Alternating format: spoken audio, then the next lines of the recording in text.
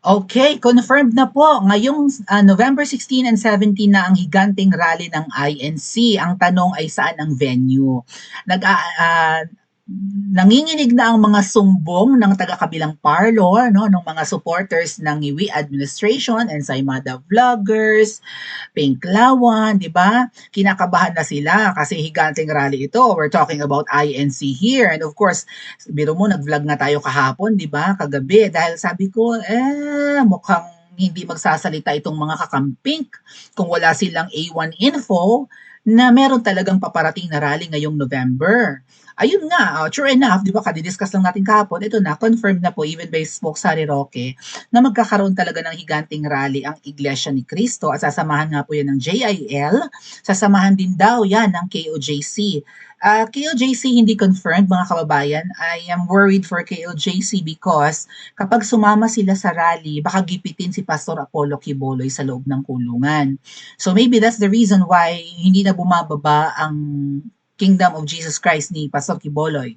Hindi na sila nagrarally, right? Not sure kung bumababa sila or sumasama sila and hindi lang sila nagsusuot ng kanilang mga attire or uniform, di ba? Meron din namang sariling t-shirt ang INC ang KOJC rather, just like INC.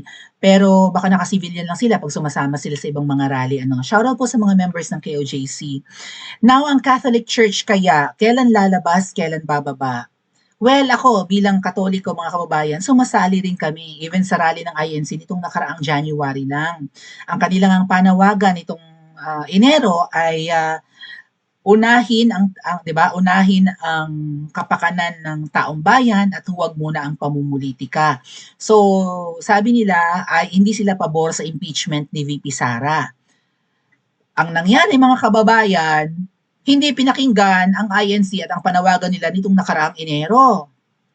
Inimpeach pa rin si VP Sara. That's why, di ba, tinanggihan ng Korte Suprema at inarchive naman ng Senado. Isinantabi muna, ifinail muna, itinago muna. At hanggat si Tito Sen ang Senate President, may eksena si Tito Sen ha, vlog na lang natin sa susunod na araw. Hanggat si Tito Sen ang nakaupo, mga kababayan, ay delikado pa rin na ma-impeach si VP Sara. So INC, hindi kayo pinakinggan sa rally ninyo na ginastosan nyo ng pagkalaki-laki. Ako na magsasabi sa inyo mga kababayan ha, hindi biro yung rally ng INC nitong nakaraang Enero. Kasi ang estimate nga ng iba, 1.4 million, sa tingin namin 1.8 hanggang 2 million ang umaten sa Luneta. May mga kani-kanya silang t-shirt, kahit igwa 150 lang ang imprenta noon, malaki pa rin kung ganun milyon ang umattend. Right? So, kung 150 yung t-shirt, di mga 300 million na ang ginastos nila for t-shirts pa lang. Yung pagkain, yung pamasahe, yung renta ng mga sasakyan, ilan ang pwedeng sumakay sa iisang bus, pagpalagay natin 50 katao. So, ilang bus ang kailangan sa 1.4 hanggang 1.8 million na katao sa Manila alone. Kuha? Ilan ang pwedeng sumakay sa jeep? Baka nga 20 lang eh. So gaano karami kung umattend kayo kasi umattend kami, no? Shoutout EDSA Friday Group at iba pang mga grupong sumama sa amin sa EDSA noong nakaraang November. Kita namin kung gaano karami ang sasakyan. Hanggang doon mga kababayan sa may Pasay, may mga nakaparadang mga buses, jeeps, vans, private cars, at kung ano-ano pang sasakyan na pwedeng maarkila hanggang doon sa Luneta. Okay, naglalakad na nga yung mga Iglesia ni Cristo members sa sobrang layo ng pinagparkingan nila. Okay? Dumating yung iba doon madaling araw, hating gabi, and then hapon na bago nakalapit sa pinaka proper venue, which is the Quirino Grandstand. Ngayon, itong rally po, as confirmed by Spokes Harry Roque, ay 16 and 17. That's gonna be on the third Sunday of this month, November, and then Monday, yung 17. Kung ako tatanungin yung mga kababayan, dapat ang rally ay dapat stand-off. Walang alisan. Pero ito ay kung ang objective ng INC at ng iba pang religious group na sasama sa kanila ay ang bumaba yung adik. Stand-off yan. Hindi kami aalis hanggat hindi ka bumababa. Bumaba ka dahil hindi mo alam ang ginagawa mo, right? Bumagsak ang ekonomiya ng Pilipinas, bumagsak ang halaga ng piso, nawaldas ang pera ng taong bayan, Talamak ang korupsyon, bumabaha na sa buong Pilipinas, hindi makabangon-bangon ang mga Pilipino, ang mahal ng bilihin, hindi tumataas ang suweldo, right? Wala kang pinaparusahan, bumaba ka. So kung standoff, wala dapat alisan, okay? We're not moving unless you move out of the palace. Pero kung 1 day, 2 days rally lang, I think that is just a show of force and numbers ng INC. Pinapakita na lang, ganito kami karami, pakinggan nyo kami. That's it. Katulad nung nangyari nung Enero. Ano kaya ang kanilang objective? Baka manawagan sila na bumaba, na parusahan ang mga sangkot sa korupsyon. Like yung mga sa flood control. And then, isoli ang pera ng mga Pilipinas. Yung mga pinagnanakaw. Paano may susoli kung nadala na sa abroad? Kung nawaldas na ipagpatayo na ng mga malalaking bahay na ibili na ng mga real estates abroad, paano pa may isusoli? At wala naman silang balak parusahan. So sa tingin ko, ganyan lang ang magiging cry ng rally ng INC. Kasi sila, syempre, religious group, we don't expect them to be barbaric or to be harsh with the government. Di ba? Mahinahong panawagan ang gagawin nila. Pero, pakikinggan kaya. Sa tingin ko mga kababayan, real talk, hindi pa ito ang people power for. Pero sana ito na. Hindi na dapat abuti ng Pasko at Bagong Taon ang mga magnanakaw at inutil. Kasi lubog na ang Pilipinas, literal and figurative, lubog sa baha, lubog ang ekonomiya, pabagsak na, nagiging addict na ang mga Pilipino, 'di ba? Kumakapit na sa patalim, kapit na sa mga lending, mga loan sharks ganyan, 'di ba? Nangungutang kasi nga wala nang hindi na kaya ng sweldo itustos. Hindi na kayang tustusan ng sweldo ang gastusin. Nagsisipag abroad na lang kasi nga ang hirap ng buhay sa Pilipinas. So, kung hindi mo alam ang trabaho mo, niwi, bumaba ka. Merong rightful successor ka na nandyan siya. Dahil kapag hindi mo kaya ang trabaho mo, or may mangyaring hindi maganda sa'yo, or hindi ka mentally fit and physically fit, yun dapat ang mamuno. Okay? Ay mukhang hindi ka nga fit physically and mentally and emotionally. You don't know what you're doing. So, bumaba ka. So, dapat yan yung battle cry or yan ang panawagan ng INC sa kanilang rally. Nasasamahan nga po ng KOJC raw, sasamahan din ng JIL, salamat naman sa mga religious groups. Sana samahan din ito ng mga kababayan nating Muslim, ng iba pang mga political groups, lalo yung mga Makaduterte, sumama rin po kayo. Isang bagsakan na lang. Kung sasamahan din po ito ng ibang religious groups, even ng Catholic, and then samahan pa to ng, let's say, mga grupo ng kababaihan, Singles for Christ, LGBT groups, why not, di ba? Kaso mo, kailangan talaga nito budget, right? Pamasahe, pangkain, tubig, damit, tulugan, or higaan doon kay karton man lang na panlatag, pamasahe kung ano-ano pa. Magastos po ito I don't know kung anong mga grupo ang kayang sumama dito na kahit papaano solid and prepared. Dapat din tong samahan ng ano pang mga grupo, maybe mga estudyante ng mga school o universidad, samahan nyo na. Ngayon, saan kaya ito gaganapin? Pero bago yan, kung ang INC po ay 2 days lang, sana maiwan sa venue ang ibang grupo. Right? Kung uuwi ang INC at kaya nilang lumikom ng miyembro na say 2 million in Luneta, right? Pero hindi na dapat sayangin ang momentum. Sana may makarinig ng sinasabi ko, no? Ito ang mahirap kapag hindi ka naman kilalang vlogger. Pero kung makikinig lang sana sila sa mga suggestions, tapos na, matatapos ang problema natin. Kung uuwi ang INC after 2 days, magpaiwan ng ibang grupo. Ganyan ang ginawa sa EDSA Shrine nung November namin. Nag-uwian na kaming lahat dahil I think ni-release na nun si Attorney Zulaika Lopez, 'di ba? Kasi balak talaga siyang ikulong. Alright? Tapos ilalagay sa ospital na hindi naman niya gusto. Nung nasunod na si VP Sara at saka si Attorney Lopez ang pipili ng ospital, and pinayagan ng makauwi at hindi na ibinalik sa lower house. Kasi kung iko-contempt nila yun sa Kamara, di ba kinulong nila? Kaya nga pumunta si VP Sara. Kung kinulong nila yun, hindi aalis ang mga tao sa EDSA. So mukhang nakauwi naman na and nakapagpa-hospital sa gustong hospital ni Attorney Zuleika Lopez, yung ano ni VP Sara, kanyang executive officer, o yeah, assistant AD, ano na, nag-uwian na kami. Pero may mga naiwan. Yun nga po, yung Everyday EDSA group, may mga iba pang grupong nagpaiwan doon. Ayaw umalis hanggat hindi kasi sayang nga yung momentum. Okay, lumambot na kay VP Sara, pero hindi pa bumababa eh. Right? Hindi pa umaalis yung adik. Adi, dito muna kami, hindi kami alis. Ganun dapat po ang mangyari. Sa 16 hanggang 30. Kasi 16, 17 lang daw ang confirmed na rally ng INC. And hindi pa naman nila ina-announce kung saan ang kanilang venue, mga kababayan. So sa tingin ko, sa laki nga ng number ng INC, baka ito ay ganapin sa Luneta pa rin. Kasi magandang ano yun eh, magandang ano tawag dyan, optics na malaki yung venue at napuno nila and nagbubuhangin ang tao sa dami. Pero kung ako tatanungin naman, dapat ganapin na ito sa EDSA Shrine. Isang bagsakan na lang para INC hindi na kayo umulit ng rally. Maybe I hope this is the final rally and then tapos na ang problema natin. Tama? EDSA na.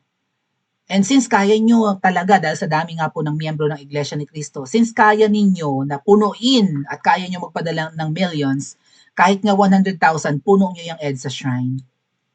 Ngayon, para naman maging standoff ang mangyari, no? Walang aalis, hindi matatapos ang rally ng taong bayan hanggat hindi bumababa ang inutil. Di mag-batch by batch kayo. Day 1, yung ganun sinabi ko kanina, di ba? Day 1, halimbawa, 3 probinsya. Day 2, another 3 provinces near Manila. Day 3, Mindoro, Palawan, halimbawa, no? Marinduque. Ganon. Dagsa sa Maynila. Day 4, halimbawa, Tarlac. What else? Pangasinan, ganon, ano? And Benguet, ganon. Basta pumunta kayo na. Maybe yung mga taga-NCR din, another day. Ganon. Kasi yung mga people power, mga kababayan, people power 1 and 2, and even 3, ay 3 araw hanggang 5 araw lang yun. Bumaba na. Pero kung hindi goal ng INC na pababain ang inutil, ipapakita lang nila ang numbers nila. And sa tingin ko, hindi sila pakikinggan. Kung pakikinggan man, halimbawa yung panawagan nila magpakulong sila ng magpakulong ka naman, no? Parusahan mo ang mga magnanakaw. Ay ang sasama nga sa paparusahan yung mga senador. Wala silang balak parusahan si Tambaluslos. Si Zaldico, willing nilang isakripisyo, right? Zaldico, kasama na sa kakasuhan ng ICI. Pero si Sisa virus nga hindi tina-target eh. May 'di ba na bulgar na yung mga insertions ni Sisa virus. So hindi sincero ang administrasyon ni Ngiwi na magparusa ng mga kurakot. After all, sa takot lang siguro nila dahil baka pati sila ituro, right? And dapat samahan din ito ng uniformed personnel. Dapat samahan na ito ng kasundaluhan, right? Ng Philippine Army. Para kung mag-walkout man ng iglesia, marami pa ring tao. Kapag tapos naman na ang rally ng iglesia, puno pa rin. Sino pa bang grupo ang pwedeng sumama sa kanila? Oh, bukod sa political groups, mga fraternity groups, right? Riskel yun. Ano pa? Alpha Phi Omega, mga ganun, ano? Or kung ano man yung mga maliliit na mga fraternity groups. Even yung mga nagtatrabaho, halimbawa yung association ng mga nurses, associations of teachers, lahat na. Lumabas na. Total, kinakabahan na ngayon eh. Right? Nangangamba na sila. Kasi, nung una, nung bumaba ang INC, hindi naman pinakinggan ng kanilang panawagan na huwag i-impeach si VP Sara na unahin ang kapakanan ng taong bayan at huwag ang pamumulitika na mulitika pa rin. Kaya uulit ng rally ang INC ngayon. Same year ha? January yung rally nila. And ayun nga po, panawagan ko sa mga kapatiran ng Iglesia ni Cristo. Kung kayo'y pinakinggan at kung naging tawag dun, naging matindi yung panawagan niyo nung January, hindi sana nakakulong si PRRD. So, dapat isa rin yan sa ano nyo, battle cry nyo. Ibalik si PRRD. Tama, mga ate at kuya? Pauwiin, bring him home. I hope, no, isa yan sa mga panawagan ng INC. Pauwiin si Pangulong Duterte. Dahil kung hindi nyo pauwi, hindi kami aalis. Pero kung aalis kayo at one day, 2 days lang ang rally, magpapatay mali siya lang yan. And dapat matutunan to ng iglesia. Kung nag-succeed kayo sana noong, I don't know kung ano yung goal nyo noon na baka nag-succeed naman. Pero sa nangyari na rally nyo noong January, hindi pinakinggan ang panawagan nyo. Nakulong pa si Tatay Digong. Ay kaibigan nyo naman yun. Alam nyo naman na mabuting leader yun. Nakakulong ngayon. 8 buwan na. Lagpas 8 buwan na pagdating ng 16 and 17 yung rally. So, pagkatapos ng rally nyong ito, halimbawa man na wala talaga kayong mabigat na panawagan, baka hindi pa rin kayo pakinggan. Baka ang panawagan nyo lang, no, isoli ang pera ng taong bayan, bring him home, tapos hindi naman pinauwi si Tatay Digong, or parusahan ng mga magnanakaw pero wala namang ipakukulong. Kung may pakukulong man, pamumuliti ka pa rin. Biro mo, Dolomite, iimbestigahan. Ang problema ngayon, ang baha. Dolomite ang iimbestigahan at tinatarget ang mga Duterte. Tapos pamumuliti ka pa rin. Hindi kayo pinakikinggan, INC. So, para hindi maulit ang nangyari na nag-rally kayo pero after nakulong naman si Tatay Digong at tinuloy pa rin ang impeachment ni VP Sara, dapat mas mahigpit ang panawagan nyo ngayon. Dahil kung hindi, baka after ng rally nyo at magpapatay mali siya lang naman yung adik, baka kasunod na yan, matanggal na si VP Sara sa pwesto. Tapos permanently, hindi na siya makakahawak ng pwesto sa gobyerno because of impeachment. Oh, hindi kayo pakikinggan ng mga yan. Huwag niyong sayangin ang momentum, lalo ngayon ang kung hindi nga kayo kung nag-succeed nga kayo rather sa rally niyo noong January, baka walang nanakaw na flood control projects or pera or budget for flood control. O tingnan nyo, billions, baka nga trillions na eh. So dapat ang panawagan ng INC dito, aside from bringing PRRD back home, okay, kasi ano yun eh, kademonyohan ang ginawa kay Tatay Digong. Hindi naman pwedeng i-chapwera nyo yun. Malaking issue yun eh. Right? Hindi lang to for DDS and for the 30 supporters. Kapwa nyo Pilipino, mga kapatid namin sa Iglesia ni Cristo, kapwa nyo Pilipino ang pinakulong nila. Hindi deserve ng isang Pilipino na ganunin ng leader na supposedly magpoprotekta sa kanya. Okay? Lalo't nasa teritoryo niya. Walang pwedeng foreign powers o foreigners na kakaladkad ng kababayan namin palabas ng bansa.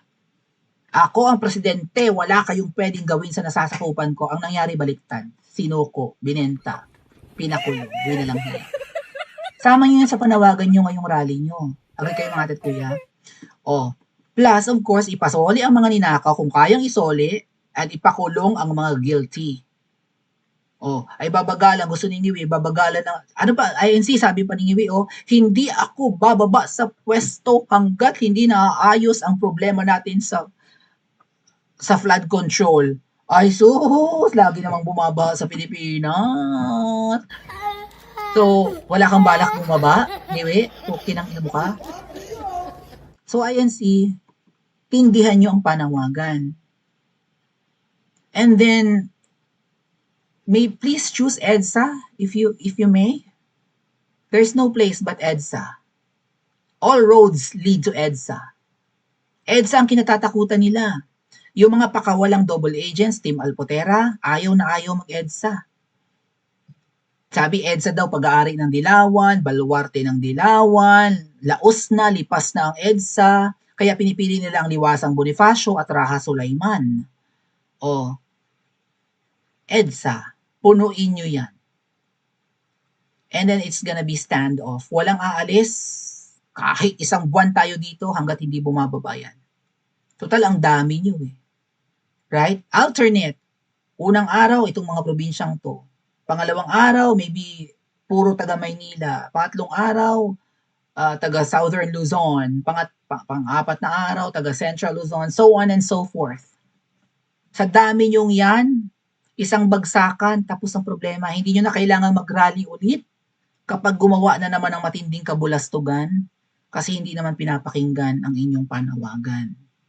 Pagkatapos niyo pang mag-rally, may nangyayari pang mas masama. Pero kung i-declare lang kasi na 16 and 17 lang kayo, ang gagawin lang ninyo, hahayahay lang, 2 araw lang, sige, pagbigyan nyo na. Hayaan nyo na magkada-traffic dyan. Huwag tayong lumabas, no? Mag-happy-happy na tayo, ayun sila mag-rally. Total 2 araw lang naman yan. Sino nagastusan, sino napagod. Baka ganyan ang mindset ni Ngiwi. Anyway, tama mga kuya. Ito posted by, basahin ko lang ha, post ni Attorney Rowena Guanzon or ni Congresswoman Rowena Guanzon. Ganito kadami, ganito kadami ang 1.4 million katao nag-attend ng Iglesia ni Cristo sa Luneta noon, itong nakaraang Enero. Ang sunod na rally nila laban sa korupsyon, sigurado mas malaki. Kasi mas marami na silang dapat ipanawagan. Ang panawagan lang naman nila noong January ay itigil ang pamumulitika, unahin ng taong bayan. So, huwag i-impeach si VP Sara, right? Yun. Ngayon, nakulong si Tatay Digong, tapos ang eskandalo ng Ghost Project, yan na. Okay?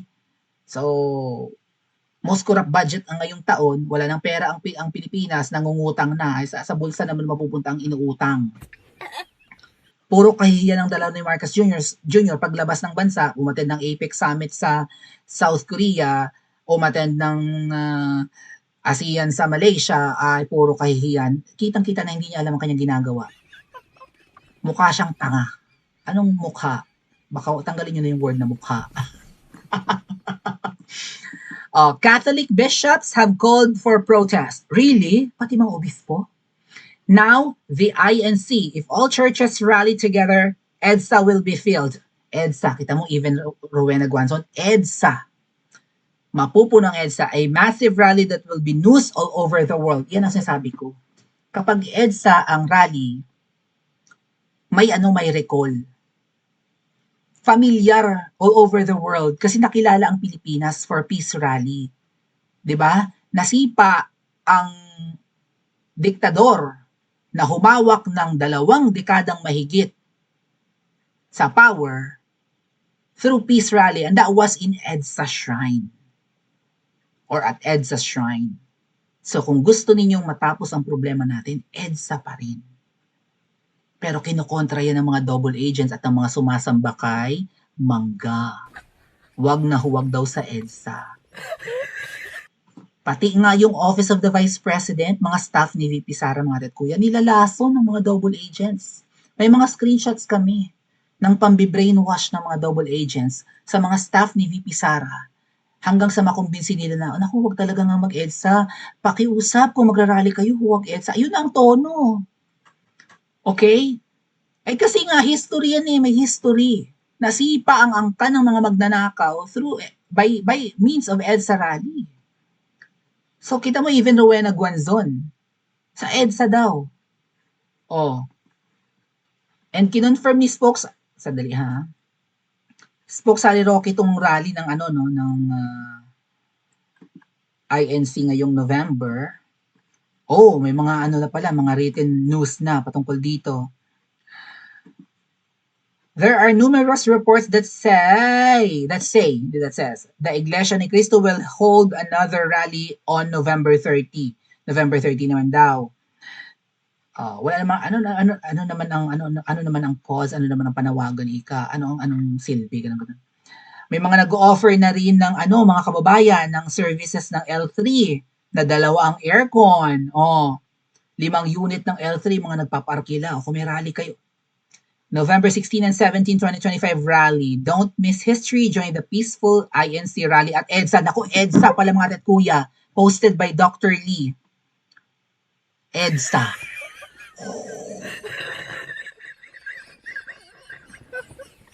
INEDSA na naman. INEDSA ang senior, INEDSA ang junior. Ewan ko na lang kung paano kukontrahin to ng mga double agents. EDSA raw, sabi ng, I think si Dr. Lee ay member ng INC, no? Shout out po. Nagkamali nga ako dati dyan so akala ko nga fake news noon yung kanyang pinost. But now, mukhang, reliable naman siya, mukhang INC yan . no, or insider. So, go, push! EDSA kung EDSA, ay kaya nyo ang millions? Ay, millions sila noon, 1.4 nga raw, or hanggang mga 2 million mga kababayan. Kasi kasama kami dun eh. Hindi lang naman iglesia yung pumunta nung luneta nitong nakaraang Enero, January 13. Kahit sino, sumali doon. Even us, di ba? Ang EDSA Friday group sumali doon, sumama. Nandun kami sa historical na rally ng iglesia. Itong second round ng iglesia, I have a feeling na malaki talaga to. At sana nga samahan ng iba't ibang grupo. Hindi lang religious groups, political groups, at kung ano-ano pang grupo dyan. Business group, samahan nyo na to. EDSA, Niwi, katapusan mo na. Lord, ibigay mo na sa amin. Nagsasama-sama ang mga Pilipino, di ba? Na hindi lang to about religion eh. For sure, sasalihan ito ng mga kapatid nating Muslim. So, sama-sama nang nananalangin at nananawagan ang mga Pilipino, iba't ibang kulay man at iba't ibang relihiyon man. Pero iisa ang pananampalataya, 'di ba? Na kaawaan mo kami, poong may kapal, hindi deserve ng lahing Pilipino ang ginagago, tinatarantado at ninanakawan at inaabuso. This is not about VP Sara, this is about the Filipino nation, the Filipino race, the Filipino people. Maawa ka, Lord. Magsasama-sama kami, dinggin mo ang panalangin namin. Oh. So, yun nga, proof no, na si Spoke Sari Roque ay kinumpirma na ang rally ay November 16 and 17. Yung mga ibang relihiyon kaya, kailan ba mag-grand finale? Goodbye Bangag sa November 30 as hoped by many. So, kumbaga, pinipersuade or pinaparinggan na rin at pinananawagan na rin ni Spoke Sari Roque yung iba pang mga di ba? Iba pang grupo na iba ang relihiyon bukod sa iglesia. Catholic, although we are not united, kailangan nating lumabas. Okay? Laban to ng mga Pilipino kontra sa mga magnanakaw at mga mambubudol. Hindi natin to deserve. Hindi na dapat ito patagalin. Hindi na to dapat paabuti ng Pasko at Bagong Taon. Dahil pag nasa pwesto pa yan, may kademonyohan na namang gagawin yan. Huwag niyong kalilimutan. After ng rally ng INC noong January,